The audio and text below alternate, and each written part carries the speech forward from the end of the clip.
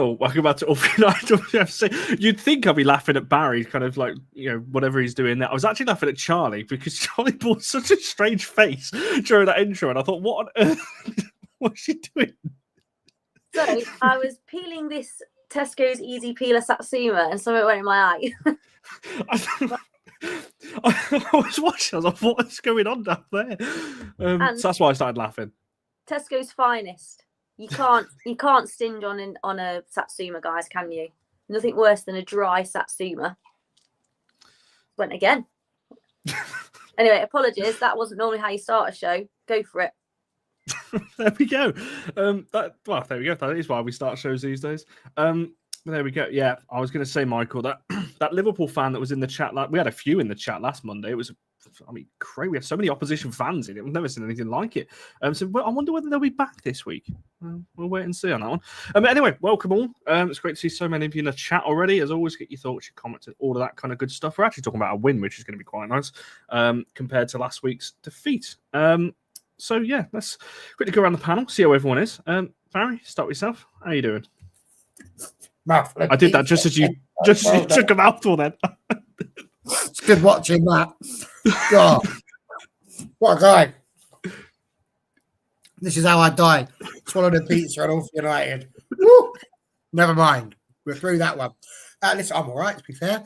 It's a bit hard to be disappointed after a 4-0 win, especially against Aston Villa. So, yeah, good weekend, I thought.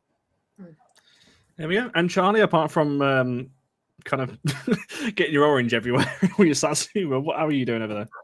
Good. It's a nice one as well. It was worth the extra. I'm fine. Did you ask me about the game there? I don't know. I was really happy. I didn't know. Oh, okay. So I'm fine. I'm okay, thanks. Had a mild headache earlier, but I had a Lemsip paracetamol. Now I'm fine. Yeah, glad to be here, gents. See, there we go. And it was a start to a show. Yes, it was a very random start to show. We've had all sorts when we've done that, when we've done the intro and all kinds of things going on, but never that. So maybe it was a first for everything. Talking of opposition fans coming in here with the old Brighton thing, I don't think you can talk right now. But yeah, you are still top half. I don't even know what the table looks like in the mid-table. Let me just quickly fact check this before I say what I'm about to say. Liverpool are only a point behind you, and Everton are only 3. So it's very possible that you could drop out the top half, and I win my little wager there. So there we go. We'll wait and see.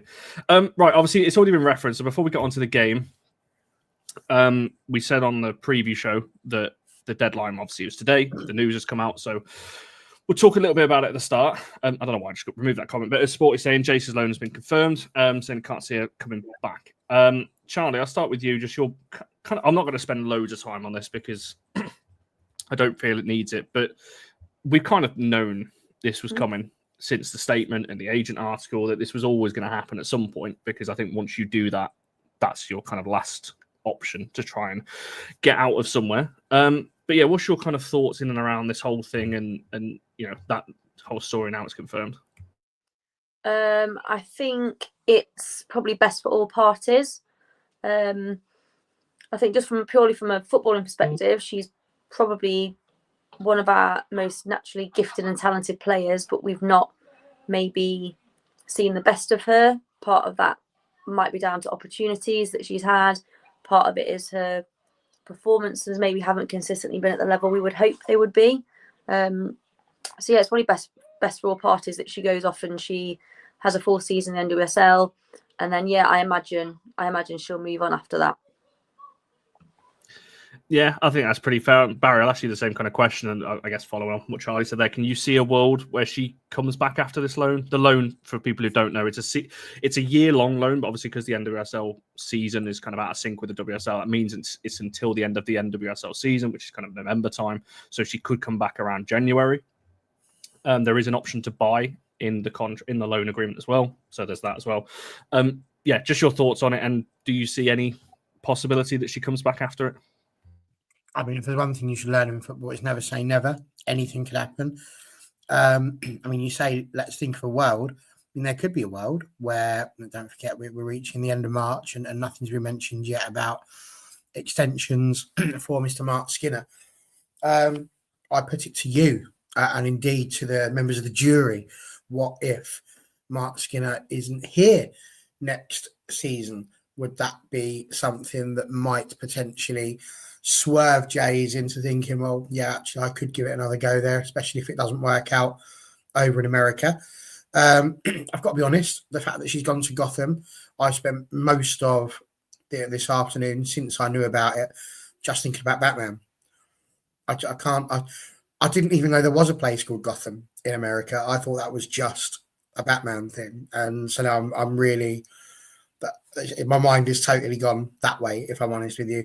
So if I was to take a few minutes, listen, everything Charlie said was spot on. There's nothing really to add or change. I think Charlie has, if that's the nail, that's the head. Oh. Yeah, I think that's a pretty fair way of looking at it. I think I think if I'm being totally honest, I do think it's a sad situation. Everything that's happened, obviously, as we've always said on here, her well-being's got to be at the most important thing. I think it's obviously been a difficult time for her, regardless of all the stories and everything else that's been going on. So it is a sad end. I said numerous times last season, for me, Geyse on the ball is one of the best players I've ever seen. However, I don't think her end product has been there. 2 WSL goals since she signed, I think it is. That's not enough for a winger that's played the amount that she has. So, yeah, there's a lot, as I said, that goes into the story. I just think it's a sad end, to be honest. It's maybe not it's not gone the way I think that many fans would have thought when we signed her. If you think back, it was kind of the Russo replacement, really. She took the 23. It was the big money signing after we'd lost Alessia that summer. So, yeah, it's a tough one. But I think it does explain a lot in terms of the January window, why United were maybe so desperate to get Chloe Kelly over the line, because knew that this was obviously coming as well. And because when we're looking at wingers, obviously a lot of people are worried about Celine at the moment. If she's potentially injured, Anna potentially injured, Gabby suspended, what kind of team we're going to have on Sunday, I've got no idea. But we'll come to that, I'm sure, later on. But yeah, we'll probably do, like I said, more in-depth show on, I think, on Geyse, because it is only we're talking like she's permanently left, but to me it feels like that, because I just do not see a world in which she comes back. I agree with Barry, you never say never, but I think once an agent does a story like that, once you put an Instagram thing out like that, I think that's kind of that then, and there's almost like no return from that. But yeah, I'm not too sure, but yeah, I hope she does well over there. I don't wish her any ill will, and hopefully she performs well over in Gotham. We'll keep an eye on it for sure. Right, lineup itself then. One change, Hini in, Dominic Janssen came out. Surprised, happy? Charlie, what was your thoughts when you saw that one? Yes, I was surprised. I'm always surprised. Janssen's always seemed like a nailed on starter for me throughout the season. So I was a little bit surprised. But also interest was peaks, because wanting to see how the midfield three would set up. And Hini ended up playing sort of like the quarterback role, didn't she? Which was interesting, which she has done once or twice before and been really good. Like, she's such a good player. I felt like you could play her anywhere. Like, she'd do a job in net, I think, as well. So yes, I was surprised. I think everything else was as expected with regards to the back four and the goalkeeper. You're not going to change that, are you, because of the number of clean sheets bar last week, really? And I think at the moment, as far as Skinner's concerned, the front three picks themselves. So it's always the midfield a little bit for me that I'm waiting to have a look at and see which three he's gonna chuck on together. I think it worked better this week, which was a positive. But I think lots of that was down to the way they set up and how they were a little bit more direct in their attacks. But yeah, to be honest, whenever the team sheet comes out, Mia Zar was the first name I look for. So when I saw her, I was like, right, okay, brilliant, this is going to go well today. If I'm being honest, like she's that important for me. So I was, although surprised not to see Janssen play, I was just really pleased that Mia Zar was back in the starting 11, because I think that was a massive issue with last weekend, was her absence, which was baffling.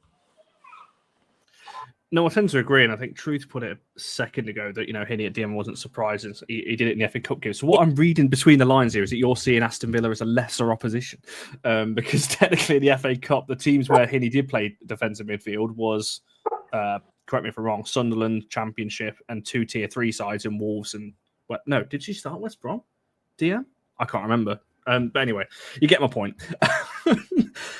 Yeah, married lineup itself. So we'll get into the individual performances as we go through the show, I'm sure. But in terms of the 11, were you surprised that was the change? No, I don't think I was in the end. I think Gareth, let's put it here, don't need Dom against that Villa team. And I think that's potentially where he's gone from. If you think about last week, it was atrocious. It wasn't a good performance at all. We, as we said last time, dominated the first 40 minutes and then just went to sleep and allowed Liverpool to humiliate us in the end. And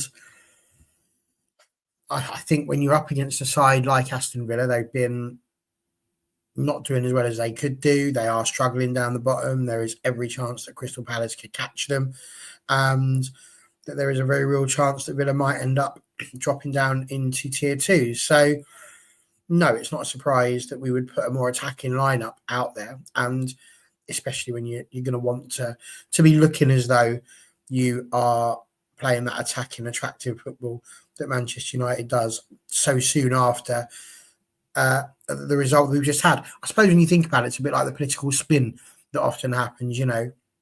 Something happens on the old for one of the parties, so they'll turn around to all the red tops and everything, and they'll put something else out there and spin it so it's really, really good, or they point fingers at other people. And I think Mark Skinner may have been a bit like yourself in a previous life, kind of, and maybe he was a DJ, because he has been spinning big time, I think, with that change.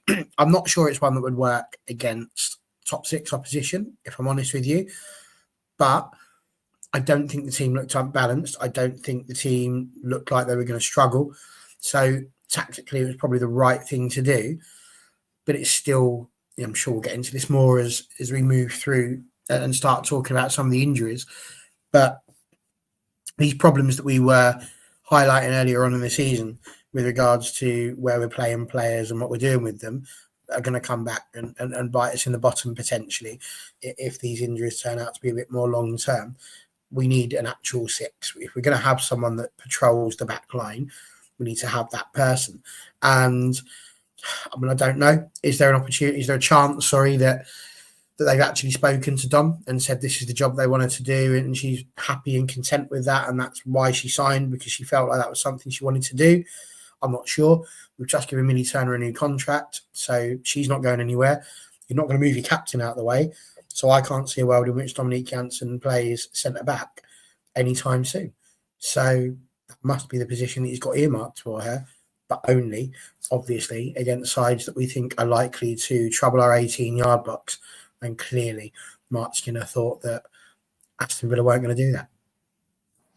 Yeah, I think that's fair. And I think I agree with what Charlie said a second ago, that for me, Hini has to be one of the first names on the team sheet at the moment. I just think we are such a better team. And spoiler alert, we're going to dive into this a bit more tomorrow, because mine and Keris's tactical show is coming back tomorrow. So look forward to that. Tomorrow is 7 o'clock, I think we're doing it, or it might be 7:15, depending on depending on timings. But that is back tomorrow. So we're going to dive into a little bit more as to what she offered the team from an overall perspective on that one. But I agree with you. I think it's a strange one, like I said, because we've been playing players in all kinds of positions this season, whether that's their natural ones or not. We've kind of got by, like I said, even in this game, towards the end, particularly, players kind of playing out of position a little bit. And we're just kind of getting by enough, to, obviously we were 3-4-0 up in this game by the time we did that. So it was a little bit different. When you're starting talking about Terland was on the left wing in the last 15, 20 minutes of the game, and Aoife at right back, Golson at left back. It was it was a bit of a weird team we ended the game with. Mallard on the right wing as well. It was all kinds of things going on. But it's a bit different when you're 3-4-0 up starting wise. As I said, I just think Hini has to be there because she just offers so much, into our team there. On that, the player of the match poll is in the chat. I put it in really early today. I put it in pretty much as we started. So loads of you have voted already. I completely forgot. Barry's looking at me because Spoiler, or I'm going to expose. What idea you put in there? I didn't even ask Barry this week. Hatership. So I'm intrigued to know who the 4 are. I asked Charlie though, so it's not a full-on dictatorship. It was just. We call it when 2 people are in charge. But obviously Elizabeth Terland's in there. Had asked me as Zhao, J.B. Riera, and Grace Clinton is the 4th name on the poll this week, so you can get your votes in on that one. It's semi-close. Terland's obviously got a pretty big lead at the moment. I think she's probably going to win it, as we kind of all expected on that one, which is interesting, really, because when we asked for the player of the match on the tweet yesterday, pretty much everybody said Jade. So I'm intrigued to see if the percentages reflect that when we get to the end. Right, let's talk about the first half then. So I can't lie to you, Charlie. We started, in my opinion, pretty well. I'm surprised we didn't score in the first 15 minutes, to be honest. You know, I think Clinton had a good chance. Bizzett had a good chance. I think Terland had one as well, all within the first 10, 15 minutes. Where do you think that's been? Because we did this a lot of the kind of the first half of the season where we started really well, but not really so much recently. In the last kind of few games. Where do you think that's been, and why do you think that was that we maybe started a little bit better in this one? I think we had to start quicker in this game because of the nature of the defeat last weekend. It was not a good look. And I do think there's been games this season where we've talked about the build-up play being quite slow and ponderous. Like against Liverpool last weekend, we had a fair whack of the ball in the first half. Like Liverpool didn't see much of it, but we did very little with it. I think we just moved the ball quicker and we were direct. Last week, I've been moaning all week about the Liverpool game. Why weren't we putting crosses into the box quicker? Why weren't we moving the ball quicker when we had the opportunity to counter? And we were doing that this weekend. So I don't know. It was just.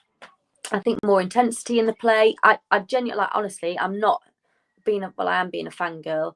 I think Miyazawa being on the pitch made a massive difference. I think she covers so much ground. She also allowed Jade Riviere to get forward quite a lot because she covered that fullback position when Jade Riviere was up pitch. Because Miyazawa's got the pace to be able to do that, to cover that space, whereas maybe Dominique Janssen has less of that natural pace to be able to cover that much space.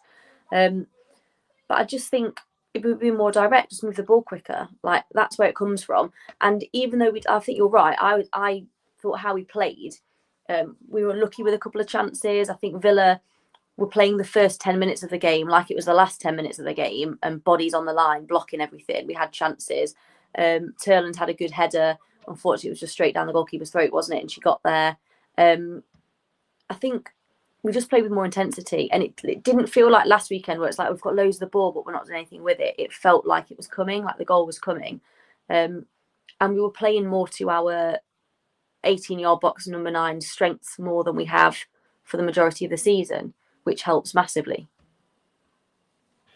No, for sure. Like as Andrew was saying there, the opening 20 minutes was pretty much all United. I think I tweeted it around 15 minutes being like, it's just all United. And as I was typing that tweet out, we had another shot. I had to reply to my own tweet, but yeah, we've had another one that's just gone wide of the post as well.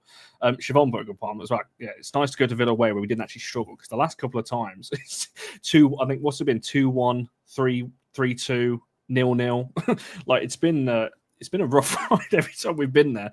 Obviously, with 2 back-to-back late winners, which, to be fair, I wouldn't change because they were 2 of the best moments I've had watching this side. Yeah, Barry, same kind of question to you, really. In terms of just, I'm going to get into the goals in a second, but just first half, I guess, just the fact that we started pretty well. Like, do you agree with Charlie? We kind of didn't really have a choice after Liverpool. It's almost just like got a point to prove now.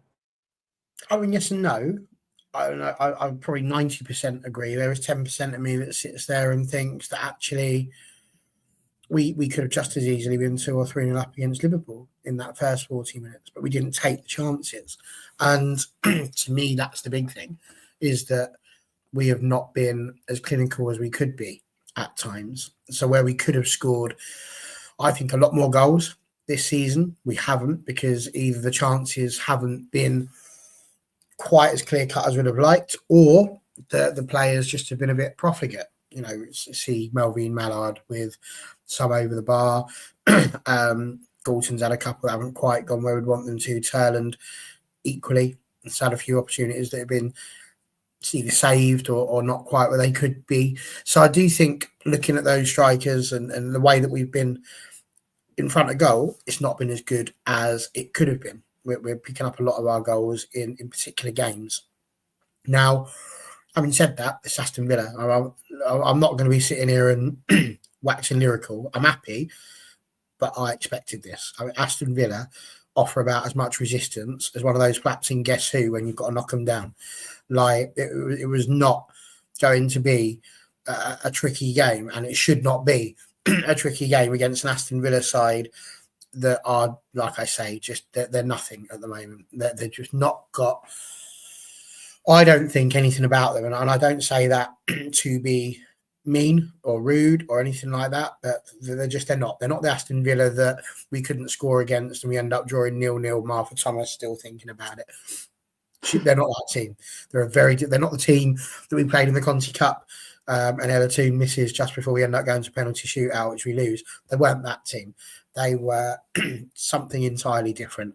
And I think as a result, we just have to put this very much on the, it would have been criminal if we didn't manage to be all over them for the first half and score like we did. So I think for me, we can say it's missing, but these are the sort of things that we should be seeing against Liverpool. You know, we should be 2 or 3 up against Liverpool, starting games this way, playing this way. And I think for me, this is half of the issue, is that actually we're just not doing what we should be doing. We're too, I can understand sitting back against the Chelsea. I think Arsenal, City this season, they're there to be taken. And we need to trust in the girls who we know are incredibly good footballers and give them the license to go on and win these games. And I think that was never going to be a problem against Aston Villa. So, you know, it's one performance, probably one of our best performances, but let's be clear, like it wasn't prime Villa, was it? But Villa are just bizarre. Like, you know, when you look at their starting 11, like D'Angelo's decent keeper, isn't she? Your absolute obsession with what's her name, Maz Pacheco, Lucy Parker, Anna Passon, Jordan Nobbs, like Rachel. It's bizarre, isn't it? How nondescript they are. I think it's really woeful. If I was an Aston Villa fan, I'd be fuming with how poorly they're playing. They just gave up. But I think right, it shouldn't be that bad. They're so poor, aren't they? They were so poor. Like when we played Crystal Palace, we beat them 1-0 away. They made it really difficult. Like Palace have got a very small squad, haven't got any big names really, and they're showing a bit of mettle, aren't they? They're putting a bit of a fight up, and I know they're below them, but I wouldn't put it past Crystal Palace to nick some points here or there, whereas Villa won't. And one thing I wanted to say earlier, Barry, in your lovely monologue, but I hate interrupting you because it's absolutely stunning whenever you speak, is obviously not Skinner's biggest fan, but he said something interesting after this game with regards to what we did for our forwards in this game. And he said against Liverpool, our forwards had to work so hard to get any sort of service, to get any sort of chance. Whereas against Villa, the other players made it easy for the forwards. So they made it really easy for Terland to put the ball in the back of the net. Melvin Mallard made it really easy for Leah Galton to put the ball in the back of the net. And I think there is some truth in that. I think there was more from everybody. I think there was more intent. I think they were crossing the ball quicker. Like I know we'll talk about the goals, but one of Terland's goals, the ball was played in really quickly. I think it was the first one where there was 4 or 5 Villa defenders running into the box after as well. But the ball was played so quickly, none of them had a chance to get anywhere nearer.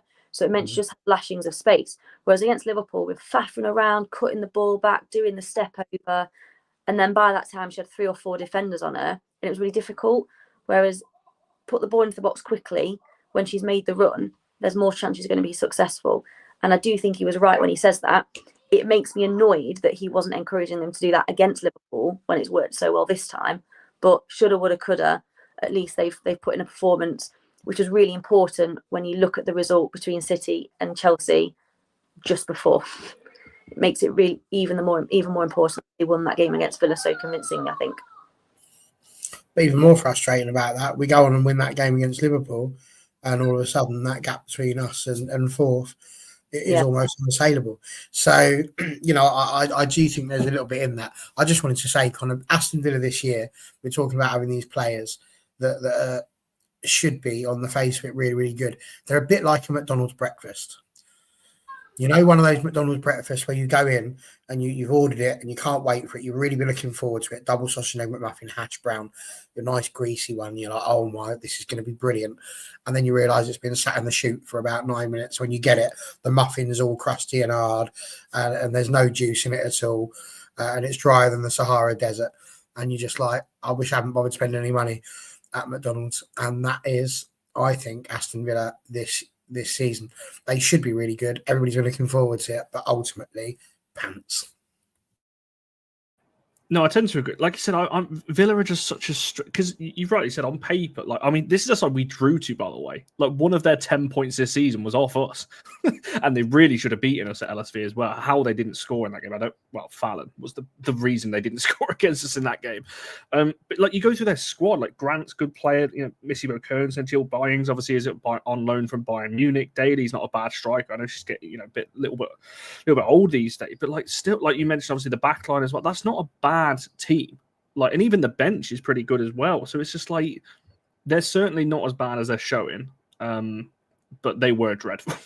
Like, just watching them throughout the game, they just I don't know what they're trying to do as a team. But so I agree on both sides. I think they're definitely better than they're better than they're showing, but certainly in the last few months, they've been pretty dire from that point of view. So we did what we needed to, which kind of leads us on to the first one. Charlie, you kind of just covered it a little bit there. The first one, Bizet to Terland, which is becoming quite a theme this season with our Norwegians. I'm pretty sure that's Terland's 9th goal now in the WSL. So she's doing pretty well into the numbers. That wasn't her 9th, that was her 8th. Yeah, have you got anything to add on the first goal in particular? Yeah, nine goals, 4 assists she's got. She's doing really well.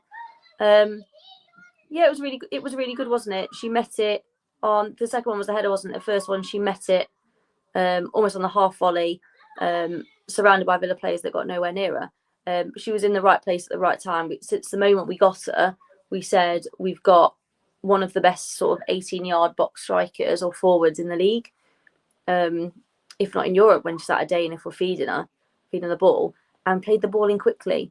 I know there's loads of chat, people saying about Liverpool game, they're really good in the air, don't cross it. But the strategy against Liverpool was we were getting it out wide really quickly and then doing nothing with it. So I think the strategy probably was to cross, but we were just woeful.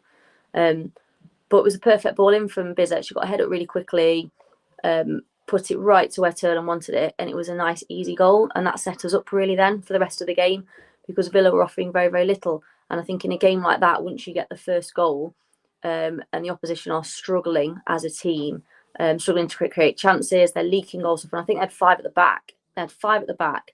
And not one of them got anywhere near Elizabeth Terland. If you're the Villa coaching staff, you're furious about that. But it was great movement from her, great ball into the box, and exactly what we were missing against Liverpool. Brilliant for her. Yeah, I think I tend to agree with that, Charlie. But there's a little thing that I didn't know about. I was having a little look at the Opta assists, as you do just before you go to sleep on a Sunday evening. And oh my God, look at the size of that spider. I'm going to have to go and deal with that in a minute. Otherwise, I shall have to move house. But suffice it to say, whilst I just keep an eye on said Spider-Man, just put him down. Sorry, I'm having a bit of a moment. Hot flash. I want to give it, there's a thing called a second assist. And that second assist is the person who assists the assister, which I think is a little bit bloody mad. But I think on this occasion it's worth mentioning, because all the plaudits are going to Bizet for what's a brilliant cross and a superb finish from Elizabeth Terland. But can we just take a moment for Jade Rivier's ball into the box for Bizet? It's a lovely run from Bizet, but a nice little slide rule ball all the way through. Absolutely brilliant. And not to mention, the game started. It's a shame, actually. You watch the highlights, you need to watch the 90 and 20 from Manchester United, because in that one, it starts over at left back and then it goes left mid and it's coming all the way around. It comes back round the defence, up the right-hand side and then in. I've been really critical of our club for not making the goals that they could have made. This was a brilliant one. So fair play to him. It wasn't a mistake. It was just a bloody good bit of football. I'll be back. I've got to go and sort Peter Pike out. I do agree, though. When you're talking about goals that we created, like, you look, I mean, all of them, to be fair, they are goals that obviously we've made and everything. The fourth one, I can't wait to talk about that because that was my favourite goal out of all of them, actually. But Charlie, when we went to the second one, because again, obviously Barry just mentioned Jade there. Jade obviously got the assist for the second one, which is it's a strange angle to cross from. Usually you see fullbacks, they cross from kind of near the touchline. Kind of, this is almost like a central. Yeah, I don't know how to describe it, but you know what I mean. That inside channel, really. But it's a brilliant ball in. Terland gets a head on it again. And again, to me, it just begs the question why we're not seeing this a little bit more, because the ability is in these players to do this. We've seen Jay put wicked crosses in all season, and we know that Terland can finish in front of goal. What would you say on the second one? And again, do you think I just kind of settled things down? Because it wasn't that long after the first, I don't think, from memory. 9 minutes between the two goals. Yeah, it was pretty rapid, wasn't it? When she was about to cross it in, I turned around to Pete and I was like, oh, don't cross it in from there, because it looked like it was too central. Like it looked like she'd get no whip on it or anything. But yeah, it was a brilliant delivery.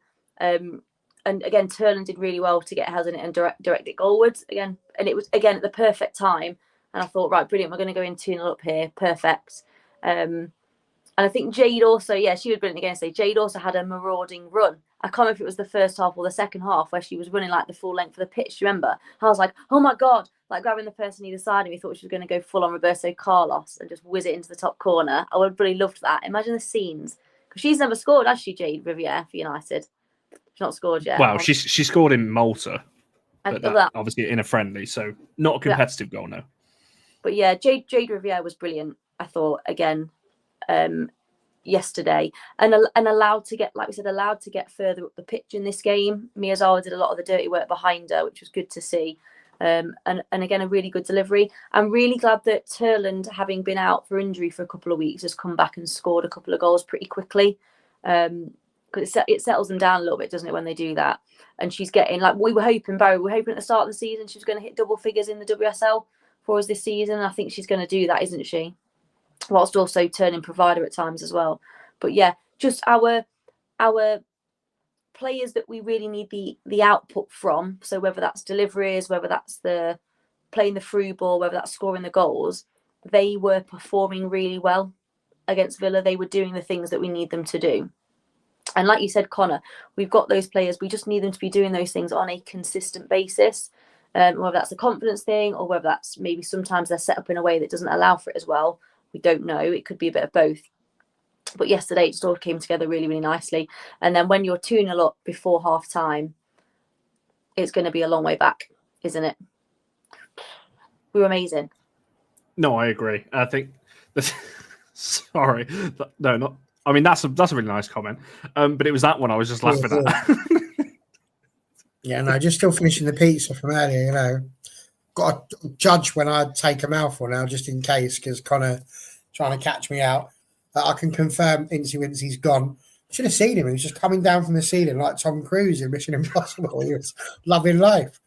But unfortunately, he's less Tom Cruise now, more Gandalf. So, just remember that. What would you add on the goal? But as Lots put there, Terland is now the top. If you combine goals and assists, Terland is top out of everybody. So we're talking about the second one. The Jade cross from someone put it a bit earlier on. I brought it on screen. Shane put it. Yeah, the Beckham cross and pit. Yeah, Beckham brilliant cross. I'll tell you something, Jade Riviere. I keep saying it, and people keep thinking I'm just trying to be funny. But Honor who? Like, this isn't what Honor did. She's a different player to Honor, but it's a very different type of attack. And when you've got a right back, and this is why it's frustrating when you start talking to everyone about Geyse, because Celine has been absolutely superb in that right midfield position. So has Jade there. And the way that they worked in terms of that right-hand side, overlapping, finding crossing positions, has just been unreal. And when you then consider the likes of Terland, every goal she's scoring is from a header or from a decent cross.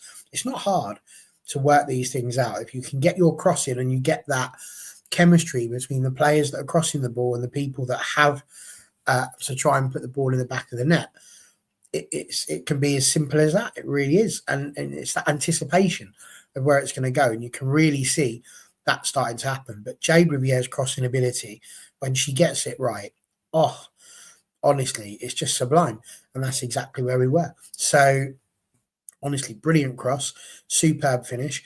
It's everything that we know that Her Majesty can do. So, yeah, long live the Queen and Princess Jade of the Riviera.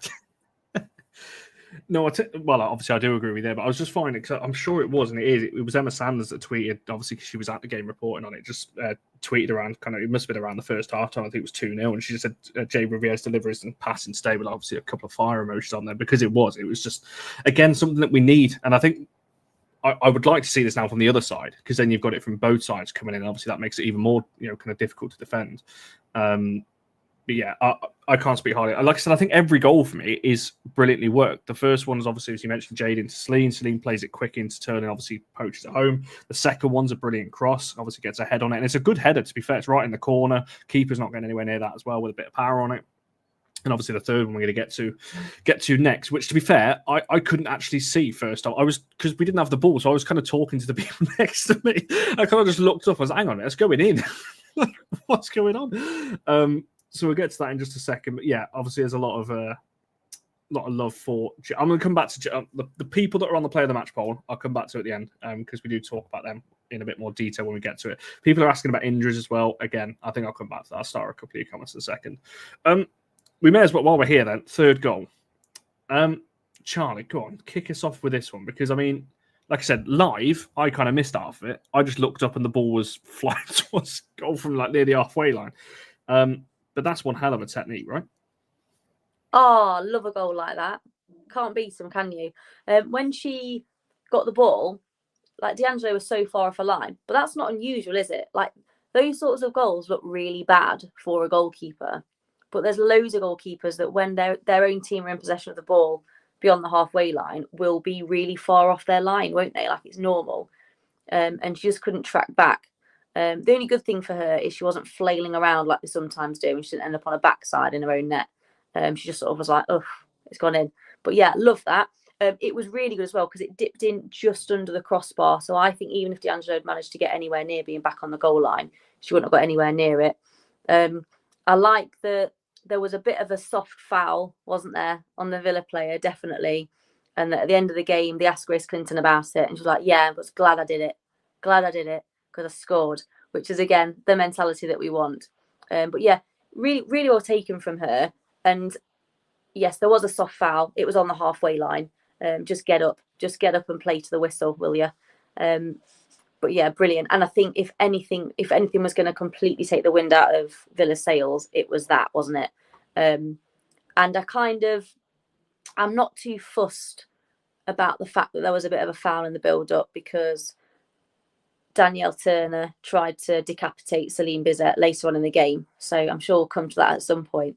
But I love a goal like that. It was a bit David Beckham-esque. It was a lot of people comparing it to Rooney. I think it was more David Beckham-esque with the technique she took. I know it was a little bit further forwards, obviously not in her own half, but a great goal. She's been under the microscope a bit. I've said that I don't think she's been good enough the last few weeks.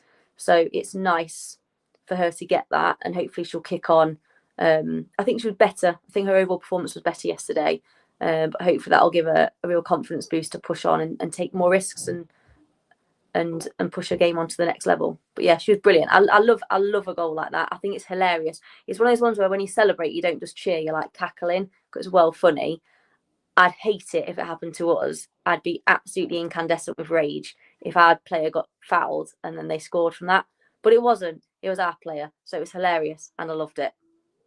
Just very quickly before I forget, on the goalkeeper thing, Fallon did an interview with obviously with United after the game, and she got asked about the goal, obviously the Clinton one, and saying, "Oh, if you as a goalkeeper, like that, you wouldn't let that happen to you," kind of thing. But you don't necessarily want to see it as a goalkeeper. And I think she just made a joke about it, similar to you, being like, "Oh, when it's for your team, yeah, you love it," kind of thing. And we were just watching it kind of fly. Yeah, it's a really good interview actually. If people haven't seen Fallon's interview, I highly recommend going and watching that. Sorry, Barry.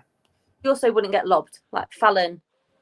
Yeah, she lobbed, is she? D'Angelo's like my height, so she's always going to struggle. Fallon, big Fallon, never get lobbed.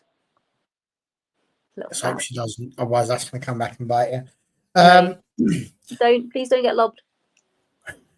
I think first things first, you see a lot more of these goals in the women's game, and I love them. Like, honestly, I love that. You know, if you try those sorts of things in the men's game, it's just a pot shot. But actually, it's a tactic, I think, in the women's game to be in this sort of situation where you get these long shots where you're testing the agility of the goalkeepers and such like. And you know, we do see, I think, a fair few of them, especially further down the pyramid as well. And I mentioned that because I was at the United Liverpool game when Fernandes just bopped one in from the centre circle.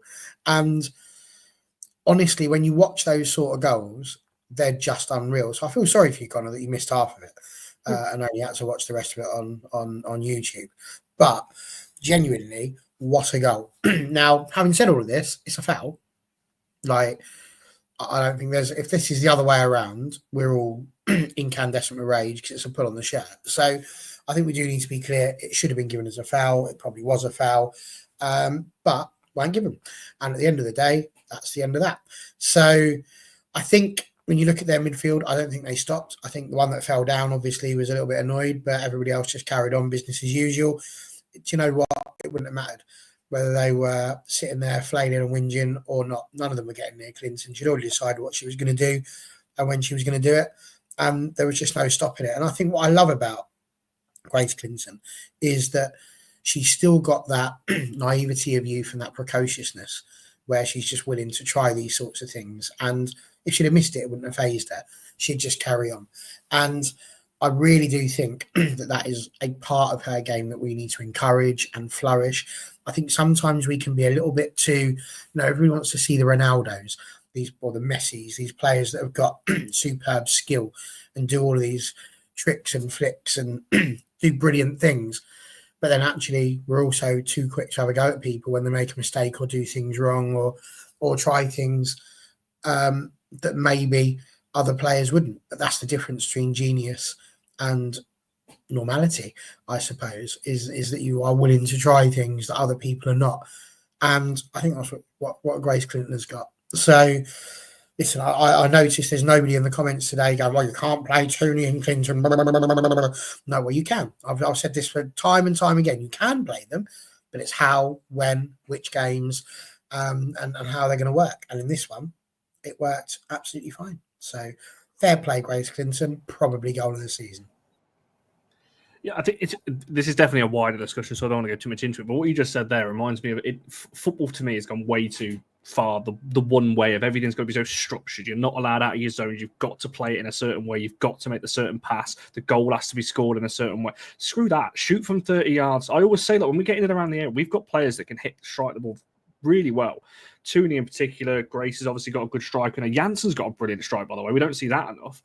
Shoot. If you get, just in and around the edge of the box, you've got an opportunity. Just hit it. I hate the fact that footballers seem to have gone this way. And it's not just United. This is like I said, it's a whole thing really these days where you've got to pass. You've almost got to pass it in. You've got to walk it in and score the perfect goal. No. So it was really nice to see, was what I was saying there, that you actually just take the shot. Why not?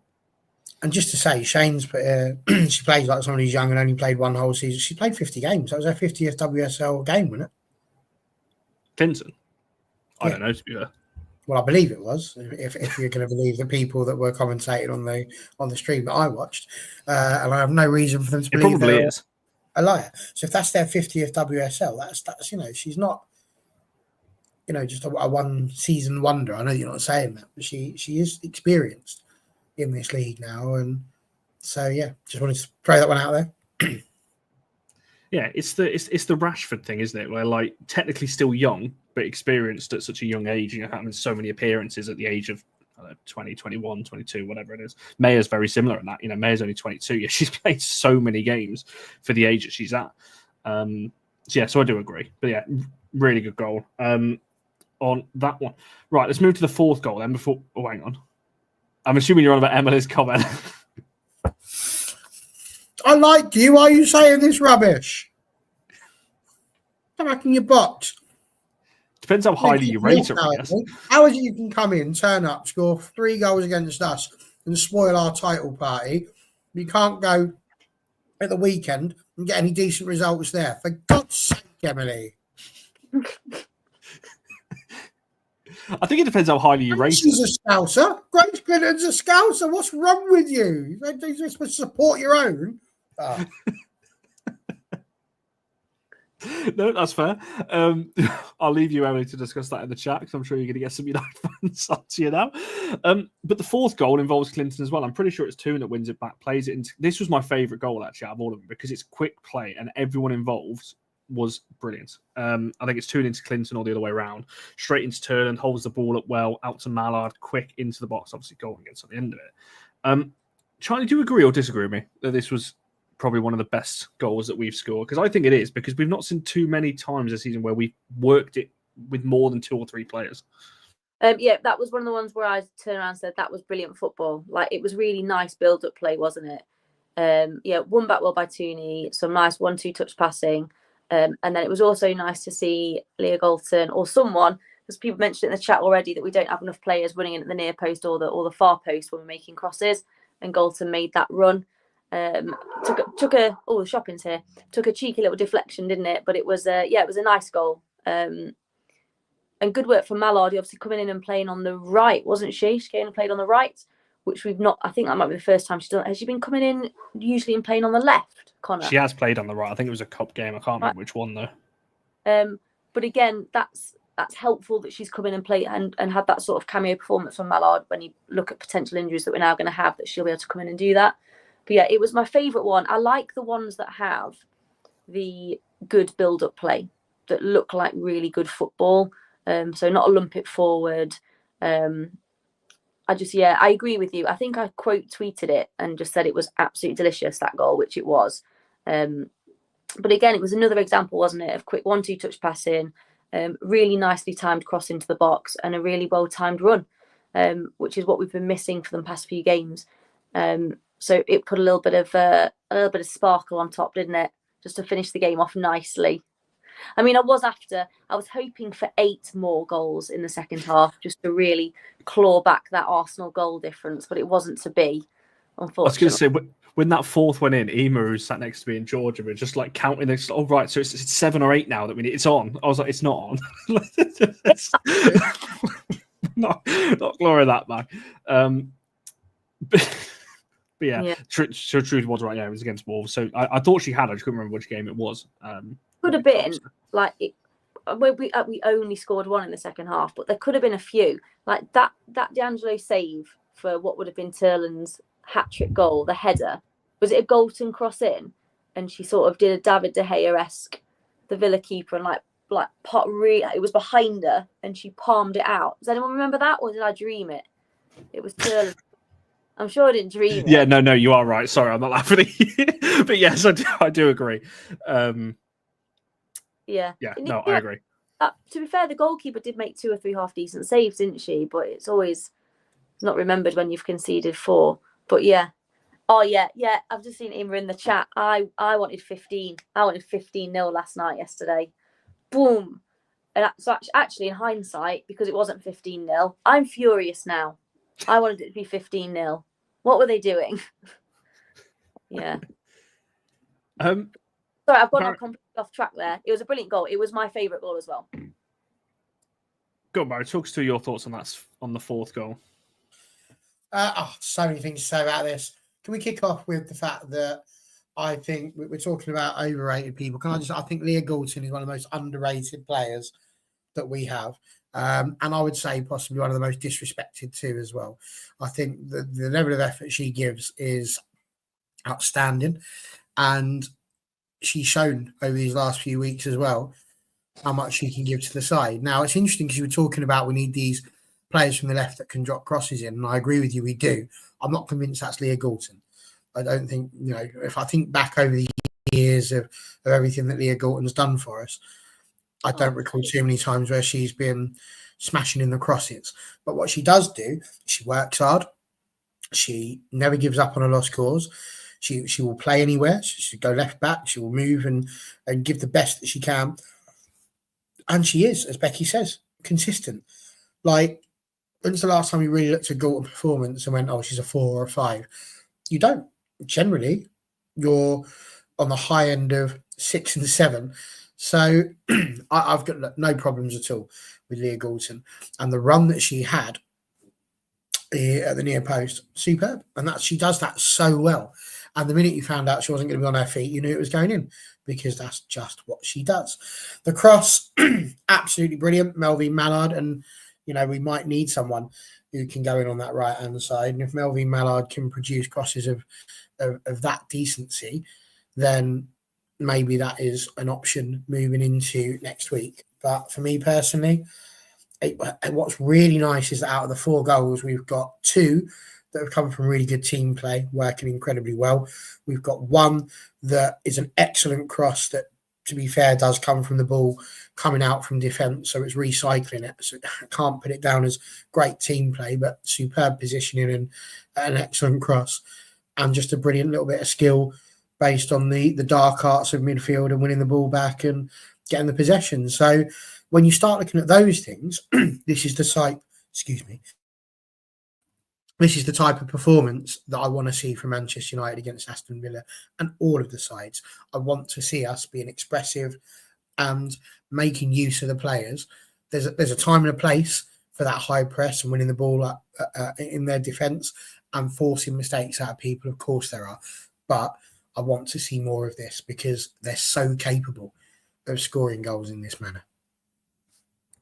No, I really do agree. And yeah, on goal, she just gets the goals.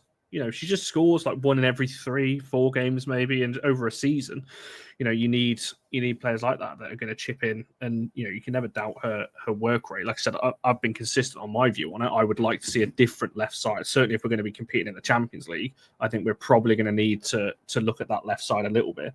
But there's no issue. You need a squad for a reason. You can't just have 11 players. So the point we're going to get to next is why I'm bringing that up. I know, Lot, you're talking about Terland's holder play. Again, spoiler, join us back tomorrow. One of Keris's main talking points for the tactical show tomorrow is talking about Terland. So we're going to be diving into that, into more of a tactical view, and obviously looking at holder play and everything like that. On that very quickly then, talking about the right side of Mallard and everything. Now, Celine Bizet did go off. It looked, in live time, it looked a horrendous tackle from where we were kind of sat down the other end of the ground. There was obviously a lot of shouts for a red card. Live, I was calling for a red card, I can't lie, because I was very much just like, it looked really bad at the time.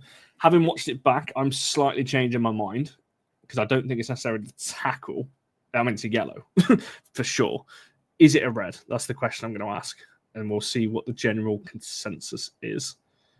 Erling's got straight in there. It should have been a red. He's straight in. What are we saying on that one? I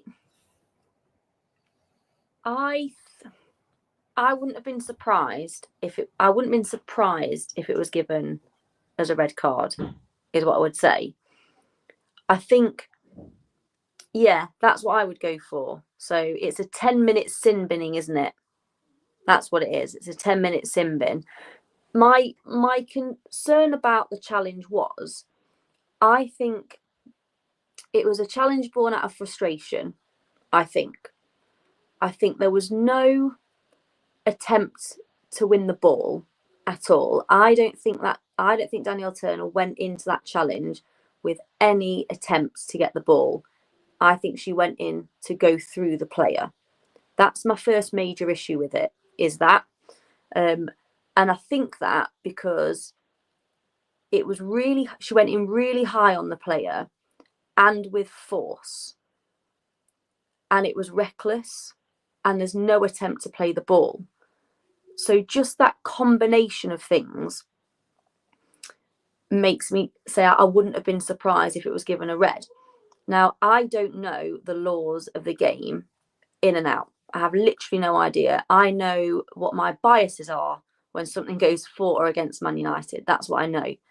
Now, if the law, someone can correct me if I'm wrong, if the law of the game is you have to be going in 2-footed studs up for a red card, then she didn't do either of those things. But if the law is reckless, high, with intent, perceived intent to hurt a player, because if you've made no intention to play the ball, but you've gone through the player, which again I know is subjective, and I know Barry's going to come in and talk about it, I just don't see how you can mitigate that down to anything else. Because of Well, what I think the first thing is you can't judge intent would be the thing, and that's But then- this is why I always argue with handball. You can't judge yeah, so intent because only the player knows. But when you look at the red cards that are given, it is usually because of being out of control. And that's the thing, you need to be in control of the tackle. And that's the one thing I'd give you, I think, from that, is that she doesn't necessarily look in control because she seems to have gone straight through the player. And I was like you, I watched it live and thought that was an outrageous tackle. But when you watch the replay, for me, it's a straight up yellow card. You see that time and time again. I don't think she's gone in high studded.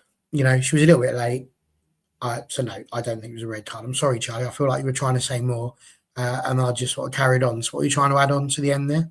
It was just a thing about, I was saying, like, I agree, you can't judge intent, and I think that's one of the main issues with football refereeing is there's too much judging of intent. So if you look at other sports, like that's why I try and look at these things as a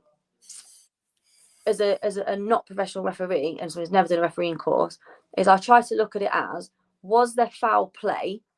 Yes, there was foul play. Was it reckless? Yes, it was reckless. And then can you mitigate down? And I think if the mitigating down is just there's no studs up, I think you can get away with all sorts in football.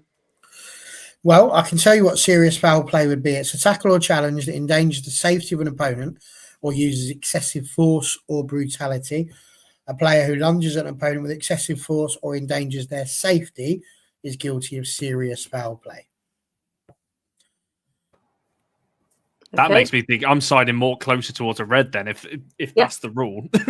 Because I agree with Charlie. She's not, and don't get me wrong, I would want a United player to go in to make a cynical foul because Celine is going to knock that round and we're away then. I think we've got like a 3-on-2 at that point. But not like that. You clip the heels or you tug the shirt.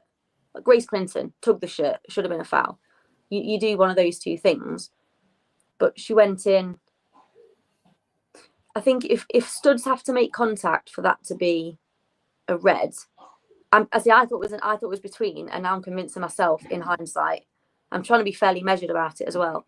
I don't see how you mitigate down, because it's those same things. It's that same challenge that players do, where a defender jumps ahead of the ball and the attacker looks behind them and backs into them. Like, I think that should be yellow, red cards all day long, because you're deliberately endangering the opposition player.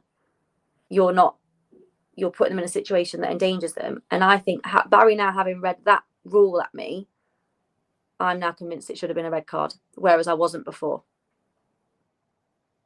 Late, high, out of control. No intentions for it. I think that's just very quickly before we get back onto the thing itself. Michael asked if rugby. Charlie's definitely more qualified to talk about this. But I'm talking about rugby union here. I don't know what you guys do up north with rugby league, but rugby union, they've not just introduced, obviously sin bins are still a thing, but isn't there like an additional, like a 20-minute red card in rugby union now? Because they had it in the Six Nations, just gone. No, but so there is a thing where you can, there is a period of time where if there has been a challenge, and I think the decision-making process might take too long, the game can continue whilst the TMO or the fourth officials or whoever it is look back over it to make sure they make the right decision as to whether something is a red card or not. That is a thing. My husband referees rugby, so he will know better than me. That's why I know a little bit about it. But I'm fairly certain, yes, because they want to get the decisions right. Yeah, I've always said that, TMO in particular, and you can hear them in the crowd. Yeah. It's obviously all mic'd up and everything else. So, there's no controversy over the decision because everyone can hear it. And there's never any mention, if you think about it, in rugby refereeing to what was the player's intention. There's never any mention of that because Barry's right, you can't judge it. So you have to look at the initial challenge. Was the foul play? Yes, there was.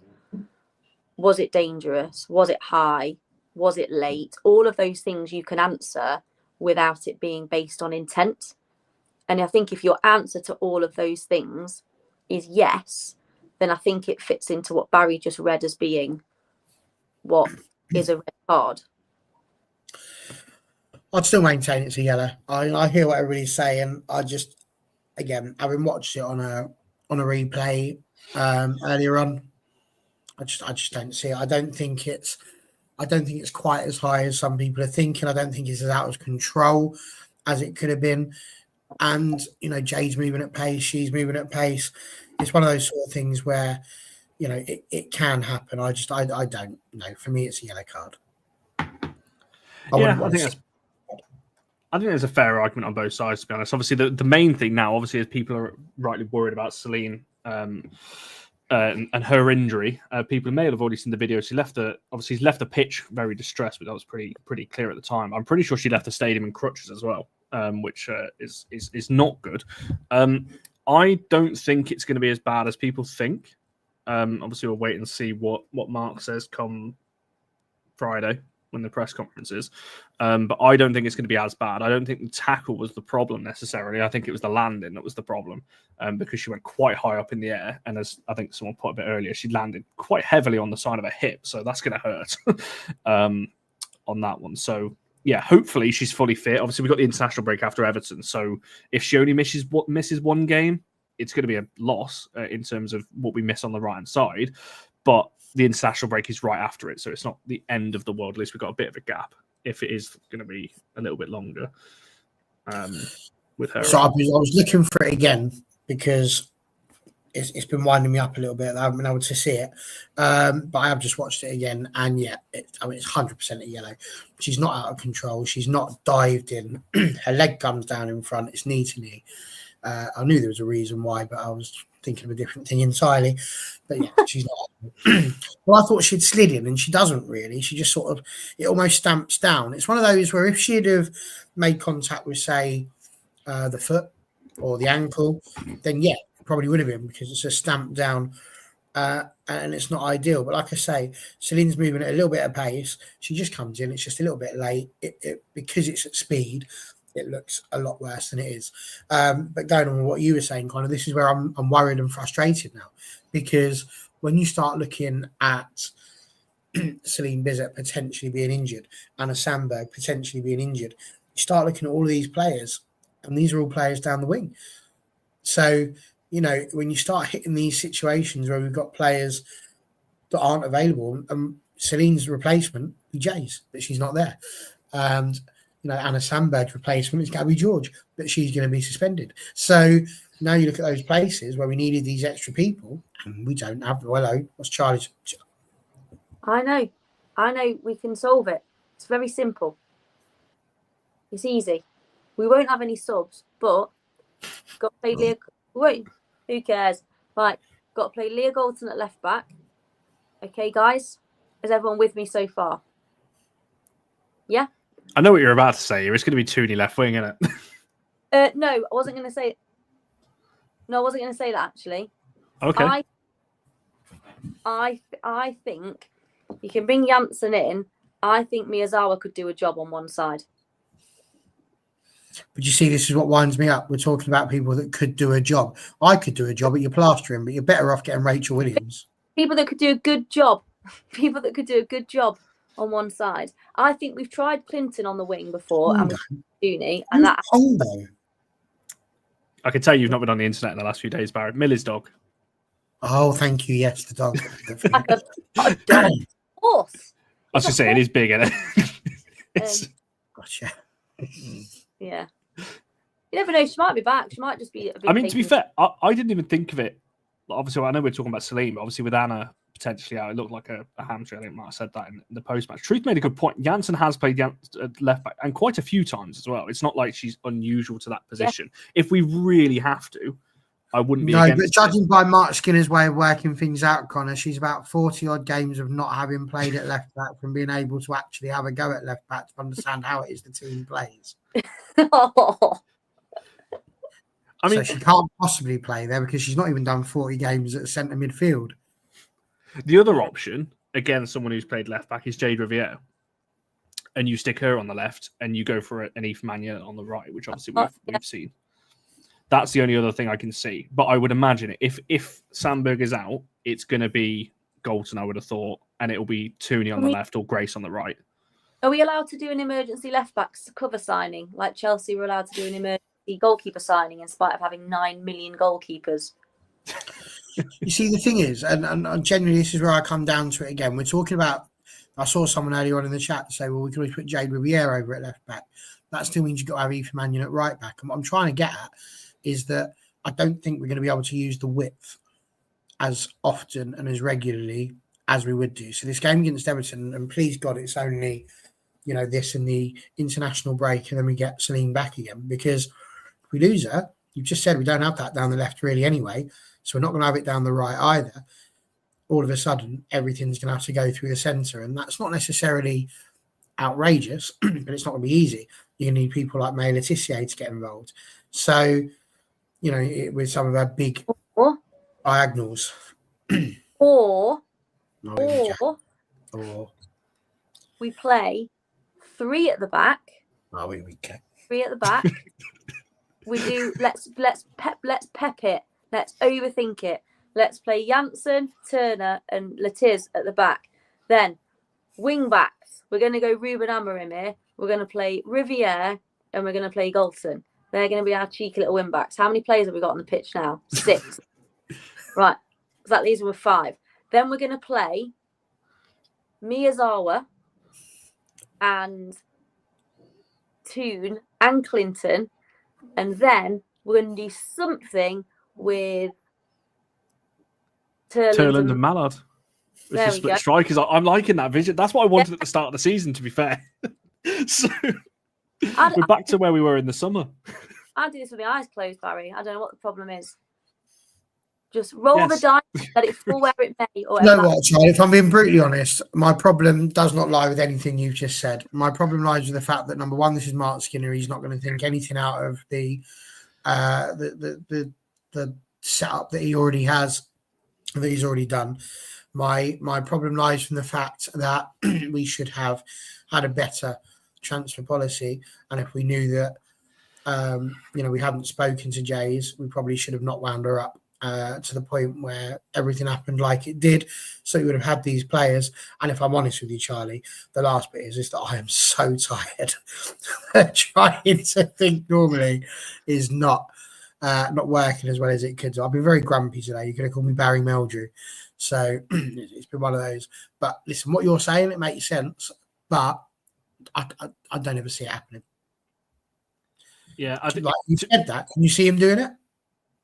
Oh no, not at all. But fun to talk about. I mean, I'm tired of giving him the answers to his problems and then just to watch him not do it. I feel like a parent. When you give advice to your kids and you say this is what you should do, and then they just ignore you, and then you get proven right, and you're not supposed to say, "Oh, I told you so." It's that. That's how I feel. Yeah, I think that's pretty fair. And there's lots of there. We know it's going to be Leah left, but I disagree. I don't think it'd be Mallard on the right wing. I think it will be Mallard on the left and Clinton on the right. I think because we've seen Clinton on the right wing 2 games, about 3 games ago. I think it was Palace and then maybe Leicester. So I would imagine it's going to be that way around. So yeah, I don't know. We'll cross that bridge later in the week when we get to it, because obviously we'll wait and see how bad Anna Sandberg's injury is, and obviously Celine's. But yeah, fingers crossed it's not too long. And I never thought I'd say this, but thank you. The international break is only around the corner, so at least there's a couple of weeks off after that. And keep them here this time, United. Don't be sending them off to all over the place with injury. Because we came back from the last international break with 4 injuries that we didn't have when we entered it. So let's not have that again, because that will literally cripple the team. So yeah, let's not do that. Right, I'm going to end the player of the match poll in just a second. So if you haven't already voted, it is extremely close. There's only 5% in the top 2 now. So if you haven't already voted, every vote is going to count on that one. Because I said 5% is not a lot. That's probably only a couple of votes, looking at the percentage split. So if you haven't already, make sure you get your vote in. And we'll come back to that in a few minutes' time.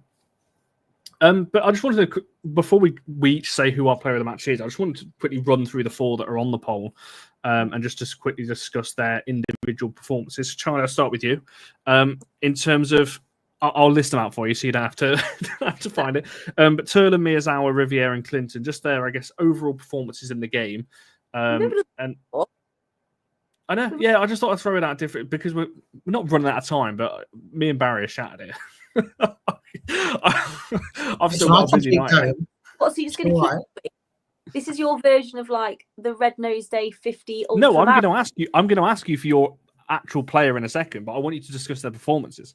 Okay, so I would, with myself, or are we having Barry talking about it? So I'm going to say Elizabeth Terland, absolute pure goals life. Loved that.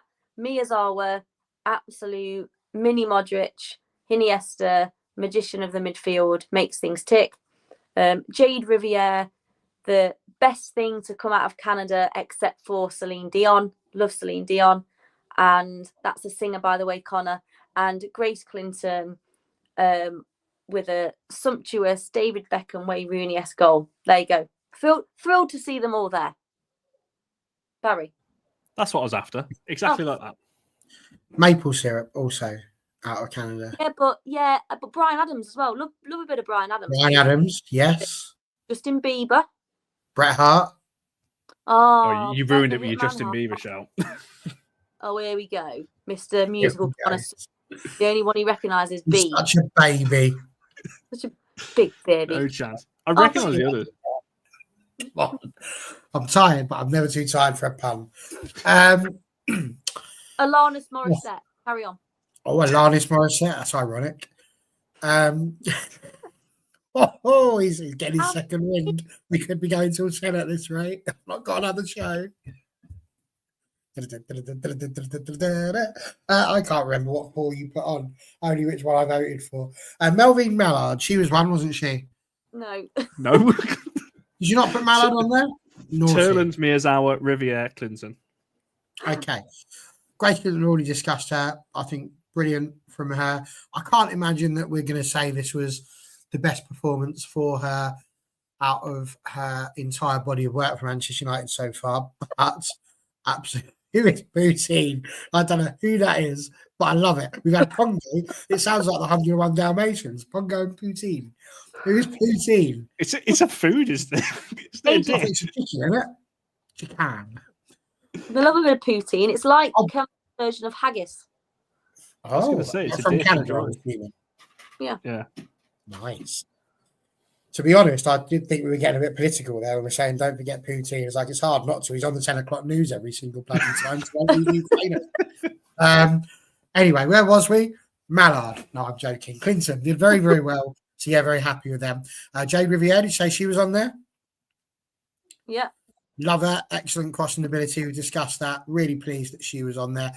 Miyazawa, absolutely fantastic. I've got to be honest. I don't know that I liked you calling her Hiniesta. I didn't call her that. The players did. I've found it's on your tweet, mate. Yeah, I've just copied it. So I'll tell you why I've got a problem calling her Hiniesta, because I actually think that she's better than Iniesta. So there we go. We should have Iniesta. I think Iniesta's like Hini, not the other way around. Hini is the first of her kind and therefore should be treated as such. I can't remember who the last one was. Terland. Terland. 2 goals. Her Majesty, how could I forget you? Off with my head. I can't cope with it. I don't know why it gets me every time you call her Her Majesty. Her Majesty, Queen Lizzie. Queen Lizzie T. Love that woman. There we go. QE3. You don't like Terry though, do you? They were calling her that on Manchester United men's Twitter feed. They've been absolutely spamming the men's Twitter feed with the women's stuff, haven't they? I actually, genuinely, I hate it. When it comes to Man United women, there are a few things that I hate that actually, deep in my soul, could, if I was drunk one night, could really make me rage. Calling Elizabeth Terland Terry seems to me like somebody wrote a little L and somebody mistook it for an I, and that's why they call her Terry. It makes no sense. But how is it Terry? Her surname's not Wogan. There's absolutely no reason for her to be called Terry. Absolutely not. She's not Terry from the Superman, Lois Lane things that were going on. No, there's no reason for it. And the other thing, and I do apologise for this one because I don't like to shame people, but Mark Skinner's little beard and moustache combination. I just want to rip it off. I don't like it. I don't. So those 2 things deep in my gut, I'm not a fan. Should we all just expose ourselves for something that we really hate in around things? Because mine will really will not tick people off, I think, but it will show my kind of thing. Oh, I can't believe I'm about to say this. Screw it, I'm going to do it because I've been moaning about it the last couple of home games. It's when Fred the Red makes it far too easy for the kids taking the penalties. Save it. If it's not a good penalty, save it. I'm not having this. Teach them young. What are they learning if you let it go in? Exactly. I had this. My sister used to say this to me about playing FIFA with my nephew. She's like, why'd you never let him win? I'm like, because he's not going to learn anything. I want the moment that he beats me, I want him to know that he's earned it. Yeah. And now it's the other way around. And I can't beat him. So it's a real shame. Exactly. Yeah. See, Jamon was next to me. I think it was at the last home game. I was proper moaning about it because it really winds me up.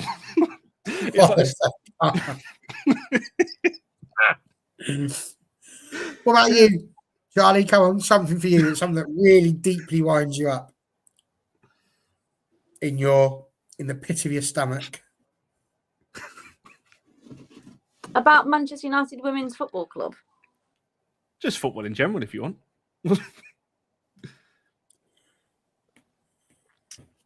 While you're thinking, Connor could never do this because he's got to put if you're a child, turn off now. You could never do that because you've got to put the head on, and that would just absolutely muck up the hair, wouldn't it? So,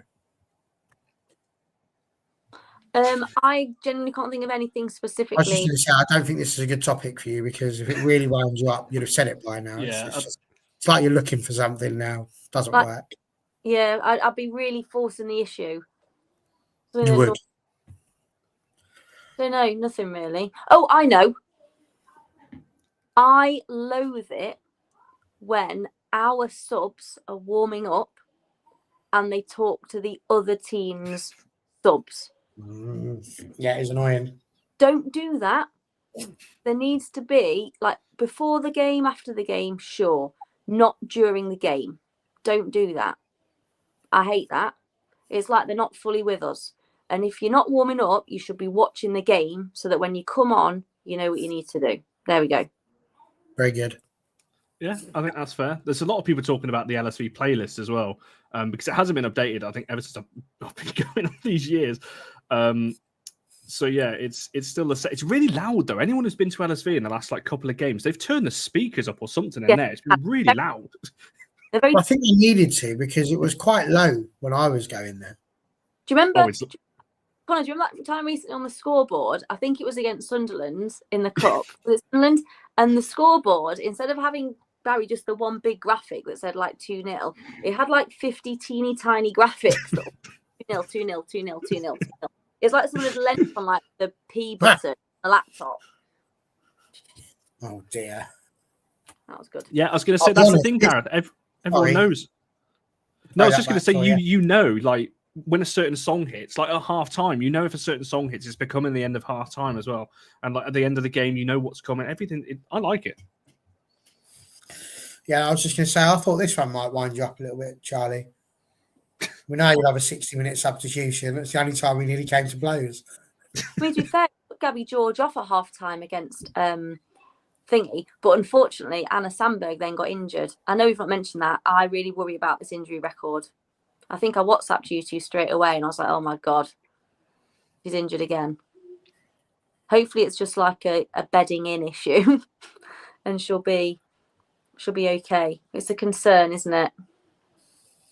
Yeah, no, I agree. Yeah, people with you. Yes, people are with it. We've got Rachel's everything that we've said is people have agreed with. Well, that one.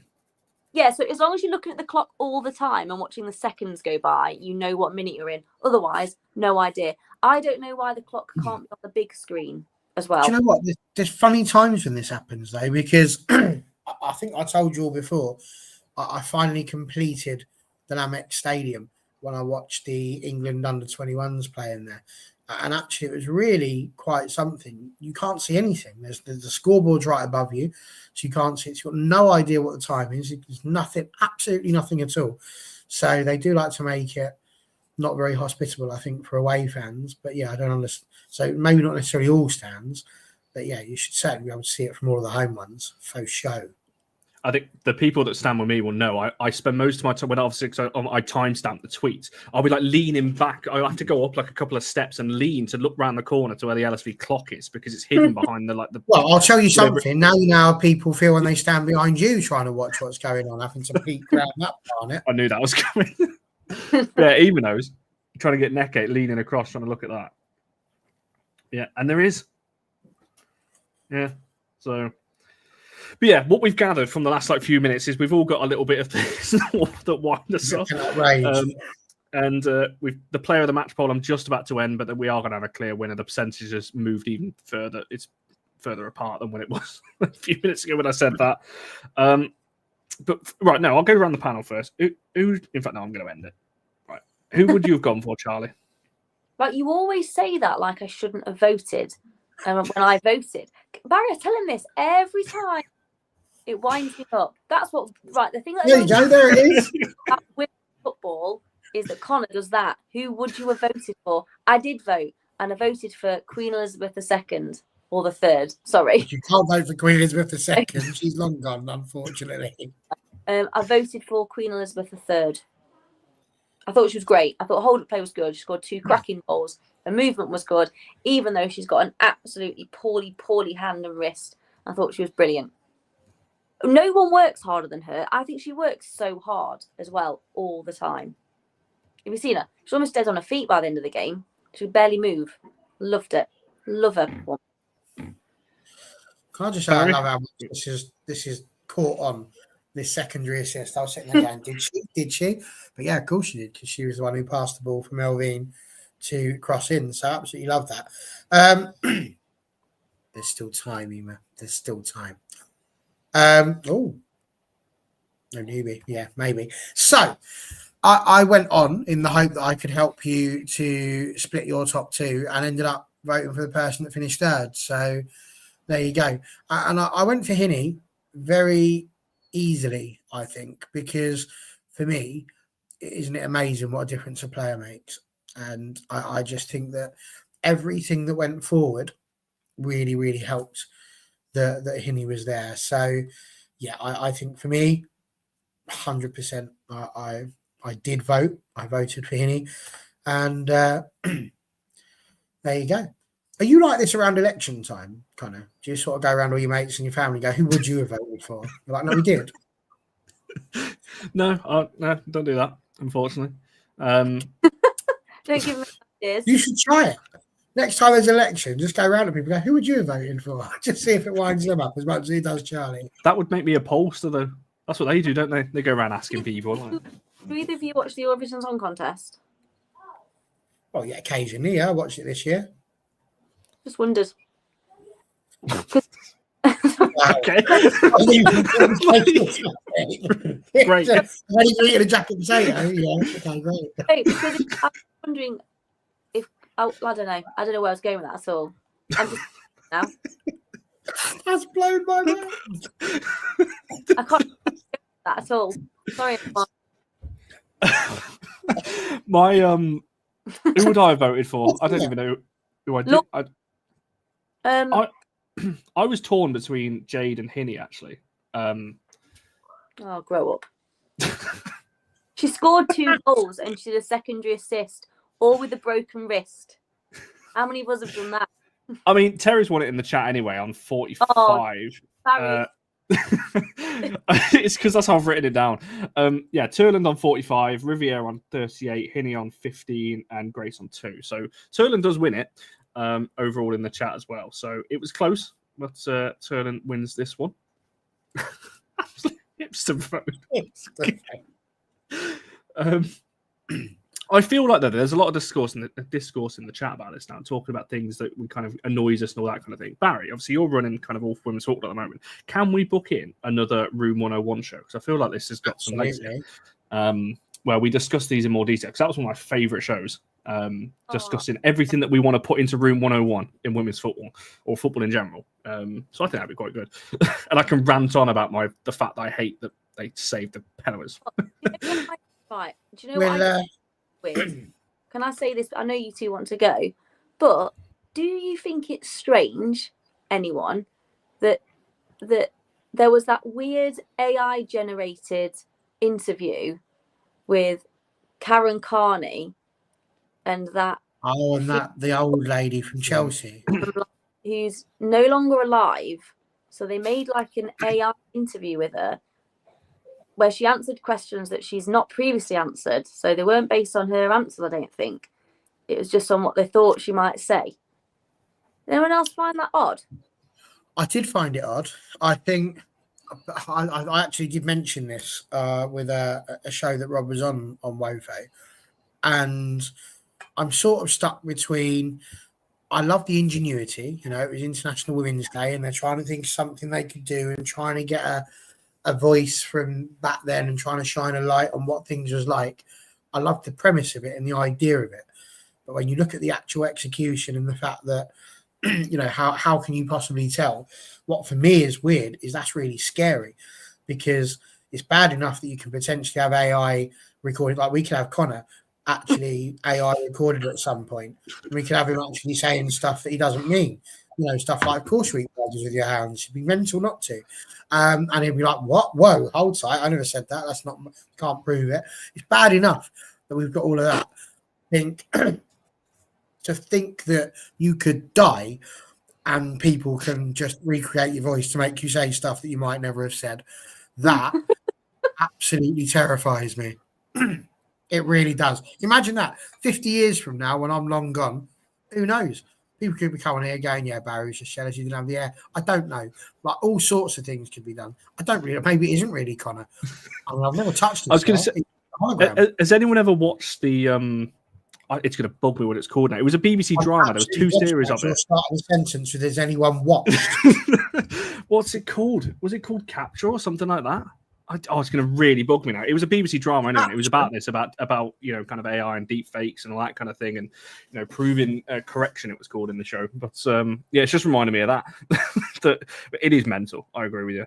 Like that's just crazy. Yes, it was called the Capture. See, I'm not making. Somebody should actually explain this. How is AI bad for the environment? Oh no, I don't. I've got that. I don't have that much time to look into all. JJ, you're gonna have to get a message in somewhere. Put it in. I really want to know this, because how can AI be bad for the environment unless, of course, they're creating like advertising things telling you not to recycle. I'm so happy with myself that people have actually can understand something I've seen here.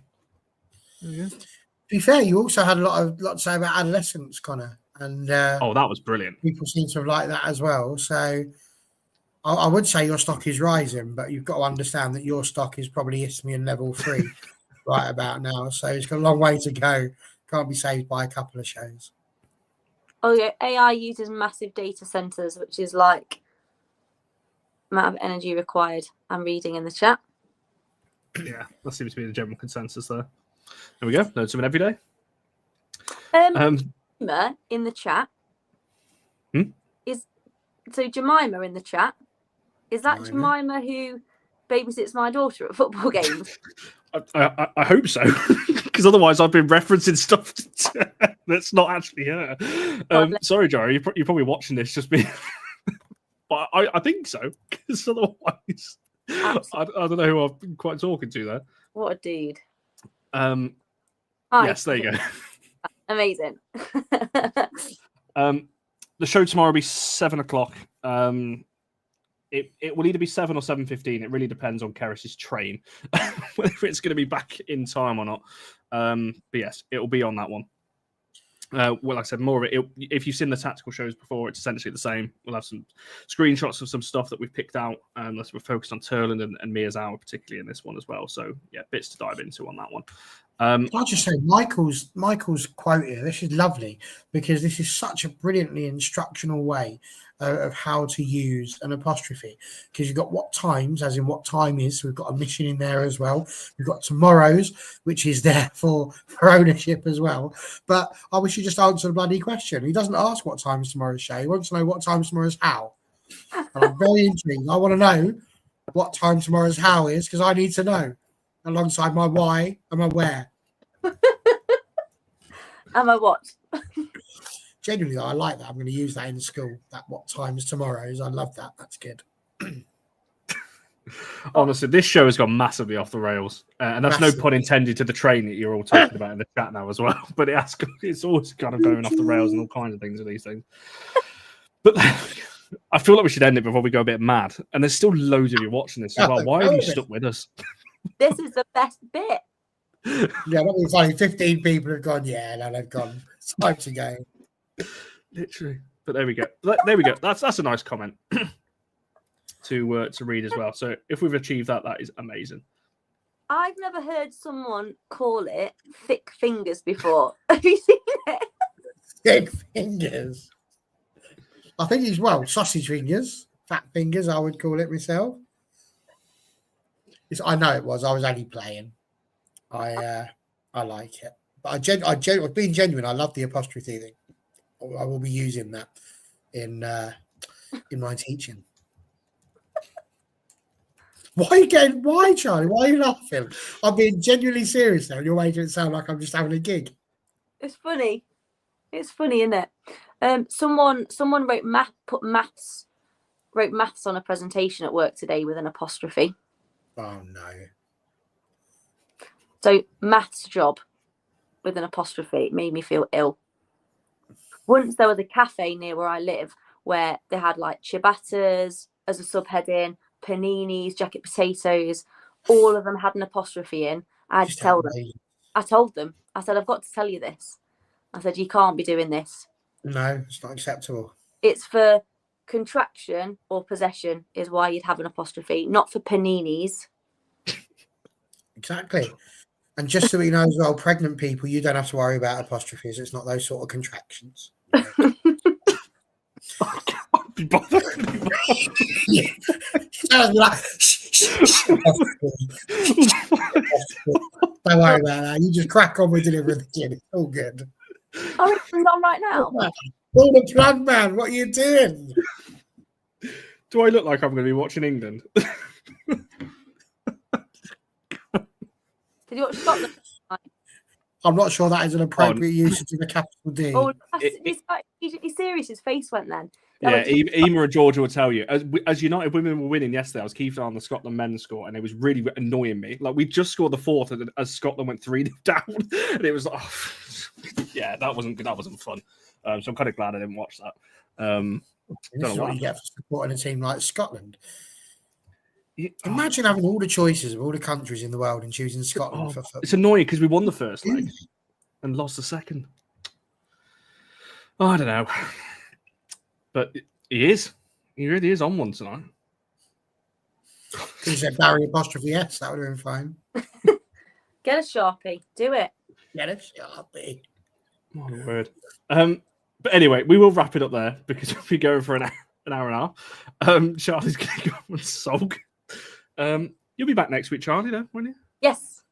There we go. See? We'll be back to talk more about Everton. As I said, we've got a show tomorrow.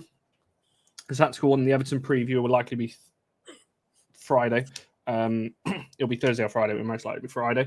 Make sure you follow on all the socials, All For United WFC on Instagram, TikTok, X, Twitter, whatever you want to call it. All of those kind of things. Liking this video and subscribing if you haven't already, because there's a lot of exciting content to come. Don't you worry. Thanks to everyone in the chat. You've been brilliant. There's still loads of you watching. Really appreciate all of you in the chat. It's been lots of fun tonight, as well as talking on serious stuff, as well as we do. So yeah, have a good rest of the week all. We'll see some of you back here tomorrow, hopefully all of you, as we dive in from a more of a tactical point of view on the game on Sunday. Yeah, have a good rest of your evening all. See you guys later.